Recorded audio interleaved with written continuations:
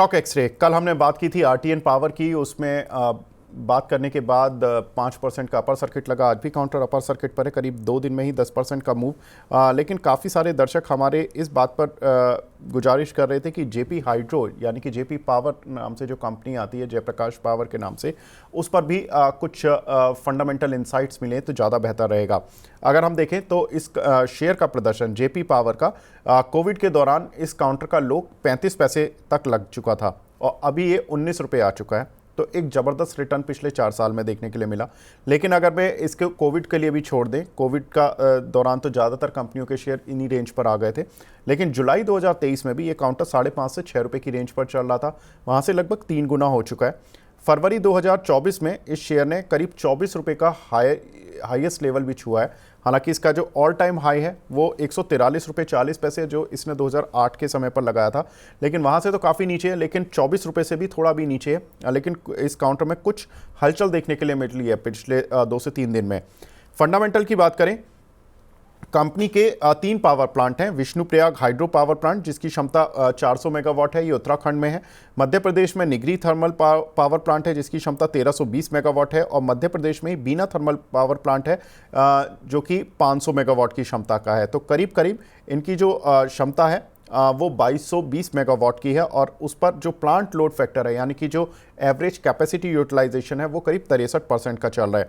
Company के पास Amelia Madhya Pradesh में ही कोयला माइन है जहां से कि करीब 3.92 मिलियन टन का कोयला माइन कर पाती है कंपनी। हालांकि निगरी पावर प्लांट के लिए इनको जो कोयले की ज़रूरत होती है एनुअली वो 5.9 मिलियन टन की होती है। तो लगभग जो 2 मिलियन टन का जो डेफिसिट रह जाता है वो इनको मार्केट से खरीदना पड़ता है। ये इनकी थोड़ी सी प्रॉब्लम है। बीना पावर प्लांट के लिए करीब 1.5 मिलियन टन की कोयला सप्लाई का एग्रीमेंट है इसके कंपनी का, तो इसके लिए इनको ज़्यादा प्रॉब्लम नहीं आती है। साथ ही अगर देखें तो कंपनी का निगरी थर्मल पावर प्लांट के पास ही एक सीमेंट का प्लांट भी मौजूद है।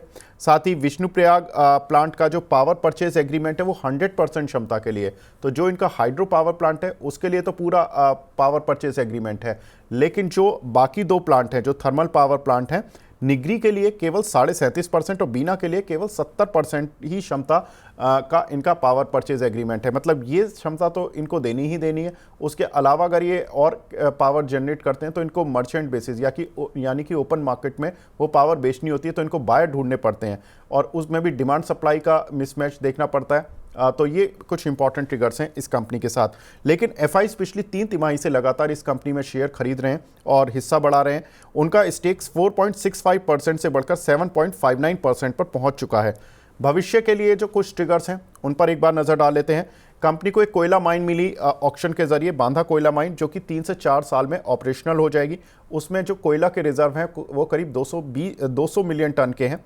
तो इस पे जो कैपेक्स होगा वो करीब 750 करोड़ रुपए खर्च किया जाएगा। वहीं कंपनी जो अपने बाकी थर्मल पावर प्लांट हैं उनमें प्रदूषण कम करने के लिए 1500 करोड़ रुपए और खर्च करने वाली है।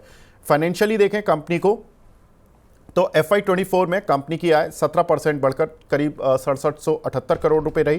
प्रॉफिट तो जबरदस्त बढ़ा, कंपनी का 55 करोड़ से बढ़कर 1022 करोड़ रुपए रहा। बुक वैल्यू 16 रुपये 70 पैसे है। ईपीएस के लिहाज से देखें तो कंपनी की ईपीएस करीब 1.5 रुपये की है और पी मल्टीपल करीब 12.5 का है। कंपनी पर करीब 4242 करोड़ रुपए का कर्ज है। क्षमता के लिहाज से अगर कंपनी को देखें तो सेक्टर में सबसे कम कर्ज है, क्योंकि 4242 करोड़ रुपए का कर्ज, अगर हम इसकी कैपेसिटी देखें 2200 मेगावाट के करीब की है, तो करीब 2 करोड़ पर मेगावाट का कर्ज इस कंपनी पर है, जो कि इस सेक्टर में सबसे कम कर्ज में माना जाता है। अब ये देखना होगा कि जेपी हाइड्रो में करना क्या है, क्योंकि हमने सारे फंडामेंटल सारे पॉइंट्स आपके सामने रख दिए। अविनाश सर हमारे साथ जुड़े हैं। अविनाश सर, जेपी पावर को कैसे देखना चाहिए सर?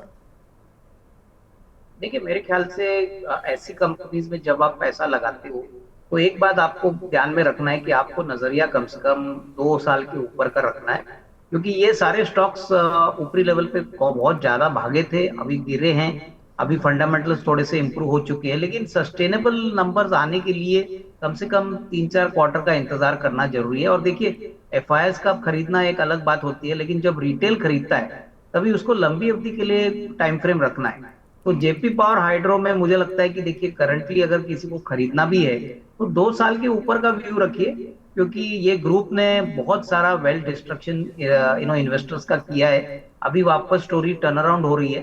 तो मुझे लगता है कि अगर आपका रिस्क एपिटाइट ज्यादा है तो ही यहाँ पे निवेश करिए, और टाइम फ्रेम कम से कम 2 साल का ऊपर का रखिए। बिल्कुल, तो सर क्या लक्ष्य रख सकते हैं इसमें? नहीं, लक्ष्य देना जरा डिफिकल्ट है विवेक, क्योंकि क्या ये अभी अभी टर्न अराउंड हो चुका है, प्लस इनकी कैपिटल स्ट्रक्चर बहुत ज्यादा बड़ी है। तो मैं तो यही कहूंगा कि अगर आपको 50% भी रिटर्न मिलता है यहाँ पे, तो थोड़ा सा मुनाफा वसूल कर लीजिए, क्योंकि ऐसे शेयर्स में ज्यादातर ये शेयर्स मोमेंटम ड्रिवन होते हैं। फंडामेंटल्स को प्ले आउट होने में थोड़ा टाइम लगेगा।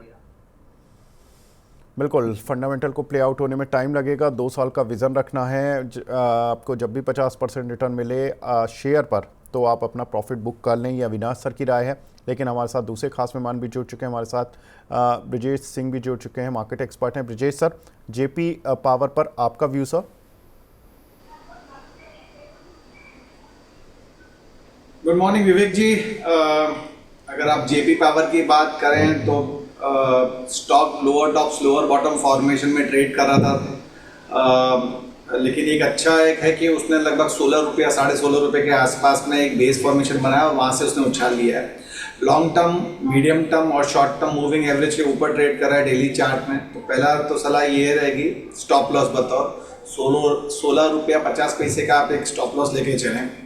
जैसे कि मैं देख रहा हूँ उसमें लगभग 20 रुपया 35 पैसा 21 रुपया ये इसके इमीडिएटली रेजिस्टेंस जोन है।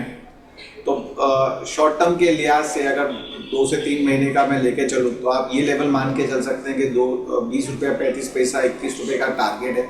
और अगर ये 21 रुपया 15 पैसा या 21 रुपये के ऊपर बंद होता है, तभी आप एज्यूम करें जो इसका 52 वीक हाई है 24 रुपया, ये उसको रीटेस्ट करेगा। अदरवाइज 20 रुपीज़ 35 पैसा 21 रुपीज़ ये 2 टारगेट रहेंगे, फॉलोड बाई 24 रुपीज़। बिल्कुल, तो यहाँ पर 2 टारगेट सर ने बता दिए हैं।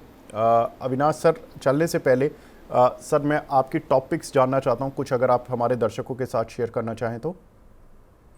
विवेक, हमारे पास 2 स्टॉक पिक्स है जो हमको लगता है कि बहुत ही अंडर वैल्यूड है। पहला स्टॉक जो वाटर थीम से रिलेटेड है, उस कंपनी का नाम है इलेक्ट्रो स्टील कास्टिंग। देखिए, ये कंट्री की सबसे बड़ी जीआई पाइप मैन्युफैक्चरिंग कंपनी है। 9 लाख टन की कैपेसिटी है। पिछले साल करीबन 7,500 करोड़ पे 740 करोड़ का इन्होंने मुनाफा किया था। पहले quarter, that is June quarter में FY25 के लिए ऑलरेडी 2,000 करोड़ की टॉप लाइन और 250 करोड़ का प्रॉफिट आया। तो हमको लगता है कि इस साल कम से कम 850 900 करोड़ का प्रॉफिट आएगा, करीबन 15-16 रुपए की अर्निंग आएगी। तो वैल्यूएशंस अभी भी काफी कंफर्टिंग है। तो यहाँ पे साल भर का नजरिया अगर कोई रखता है तो 330 का एक टारगेट प्राइस आपको मिलेगा। ये बहुत ही अच्छी कंपनी है, कैश फ्लो पॉजिटिव है। सबसे बड़ी बात 7,500 करोड़ की ऑर्डर बुक है। तो ये डेफिनेटली एक अच्छा विकल्प हो सकता है। और दूसरा स्टॉक की बात करें तो कंस्ट्रक्शन और ईपीसी स्पेस में एक कंपनी है KNR कंस्ट्रक्शन, जो हमने आपके चैनल पे पहले भी बोली है। ये करीबन 345 का भी रेट चल रहा है। देखिए, इस कंपनी ने भी अगर परफॉर्मेंस की बात करें तो पिछले साल 4,400 करोड़ पे 750 करोड़ का प्रॉफिट किया है। तो छोटी मोटी कंपनी नहीं है, काफी बड़ी है। 4,500 करोड़ की ऑलरेडी ऑर्डर बुक है। और मुझे लगता है कि इस साल कम से कम 850-900 करोड़ का प्रॉफिट आएगा। तो यहाँ पे भी करीबन 30 रुपए की अर्निंग आपको FY25 में देखने को मिलेगी। तो यहाँ पे भी 425-430 का टारगेट प्राइस अगले 6 से 12 महीने में पॉसिबल है। तो ये भी एक अच्छा विकल्प है और रिस्क रिवॉर्ड इन्वेस्टर्स के फेवर में दोनों स्टॉक्स के लिए। तो ये दोनों स्टॉक्स आपके पोर्टफोलियो में आप ऐड कर सकते हैं। बिल्कुल, तो KNR कंस्ट्रक्शन 344 पर चल रहा है, 430 का टारगेट। साथ ही सर ने इलेक्ट्रो स्टील कास्टिंग का शेयर बताया जिसमें कि 211 चल रहा है, 330 का टारगेट। तो यहाँ से अच्छे खासे रिटर्न्स आपको दोनों ही काउंटर्स पर मिल सकते हैं। अविनाश सर, आप हमारे साथ जुड़े सर, बहुत बहुत शुक्रिया। And sorry for the delay sir, 6 minutes आपको थोड़ा डेफर करा हमने, लेकिन सर ज़रूरी था। तो thank you very much sir.